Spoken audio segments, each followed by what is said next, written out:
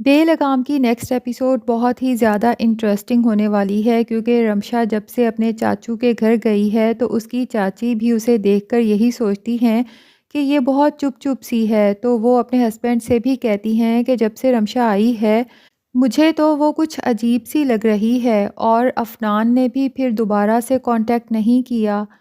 अब शानी जब ये सब देखता है और रमशा की उदासी देखता है तो वो समझ जाता है कि यकीनन अफनान और रमशा के दरमियान में कुछ खटपट है। तो वो पहुंच जाता है अफनान के घर ताकि उससे खुल के बात कर सके और उसे समझा सके। लेकिन अफनान जब शानी को देखता है तो उसे बहुत शदीद गुस्सा आता है। शानी उसे समझाने की कोशिश करता है कि आप ठीक नहीं कर रहे, जिस पर अफनान कहता है कि मैं ठीक नहीं कर रहा या तुमने उसके साथ ठीक नहीं किया था, क्योंकि शानी भी तो सिर्फ पैसों की लालच में ही रमशा से रिश्ता निभा रहा था और जब पैसों की लालच ख़त्म हुई तो उसने रिश्ता भी ख़त्म कर दिया। बहरहाल अफनान का शक तो अब यकीन में बदल जाएगा कि यकीनन शानी और रमशा के दरमियान में कुछ चल रहा है, वरना शानी रमशा के लिए इतना कंसर्न्ड क्यों होने लगा।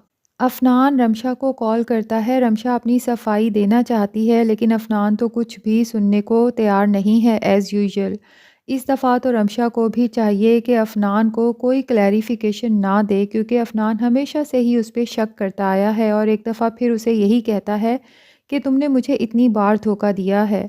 और अलीज़े और उसकी माँ, जिसकी रिकॉर्डिंग भी अफनान देख चुका है, उनके साथ तो कभी इसने बाज़ पुरस नहीं की।